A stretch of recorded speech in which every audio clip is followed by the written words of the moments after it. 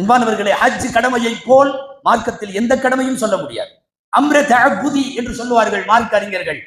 ஏன் எதற்கு என்கிற கேள்வி கேட்காமல் அல்லாஹ் சொல்லுவதை செய்கிற வழிபாட்டிற்கு பெயர் தஅப்புதி. அங்க இருக்கிற எதுவும் அறிவுக்கு புரியாது. அறிவுக்கு புரிஞ்சாதான் ஹஜ்ஜுக்கு போவேன்னா போகவே முடியாது. ஒரு ஆலயத்தை சுத்தி சுத்தி வருகிறோம், இது சரியா? அல்லாஹ் சொன்னா செய்யணும்.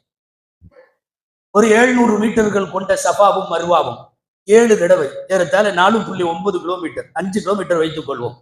7 தடவை 5 கிலோமீட்டர் சுத்தி முடிக்கிறோம். இடையில தோலை குலுக்கிட்டு ஓடுறோம். ஏன் ஓடுகிறீர்கள்? தெரியாது. அல்லாஹ்வும் ரசூலும் சொன்னார்கள், நாங்கள் செய்கிறோம்.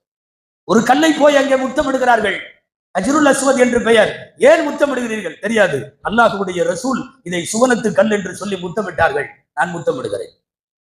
ஒரு மைதானத்தினுடைய மினாவின் கூடாரத்தில் போய் லட்சக்கணக்கான பேர் தங்கி இருக்கிறீர்களே, தெரியாது. அல்லாஹ் சொன்னான், தங்கி இருக்கிறோம்.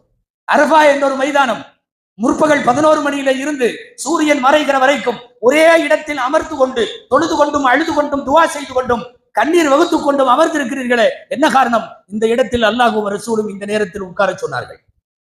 சுருக்கமாய், ஹஜ் என்பது நம் அறிவுக்கு ஏற்ப செயல்படுவதல்ல, அல்லாஹ் சொன்னதை கேட்பது.